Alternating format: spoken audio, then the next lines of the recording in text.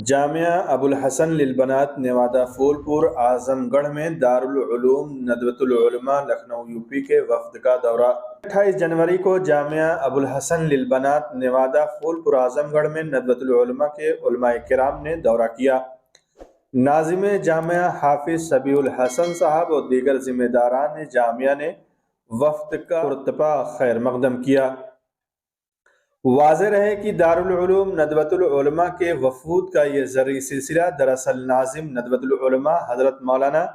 سید بلال عبدالحی حسنی ندوی صاحب کی تحریک پر اس وقت پورے ملک میں تعلیم و تدریس اور تنظیمی و تحریکی عمل میں جڑے ہوئے ندوی وابستگان اور بالخصوص ملحقات دارالعلوم ندوۃ العلماء کو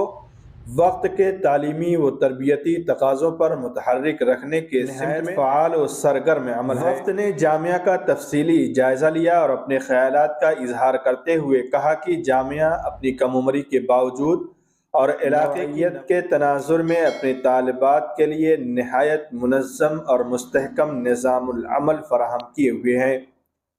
وہیں جامعہ کو پیش آنے والی انتظامی و مالی صعوبتوں اور موانع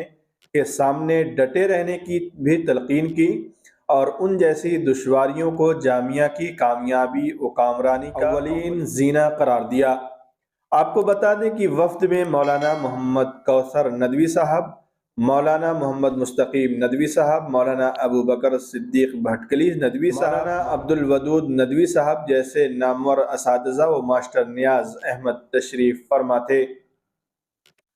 آخر میں وفد نے رخصت ہوتے ہوئے جامعہ اور وابستگان جامعہ کے لیے پرخلوص دعاؤں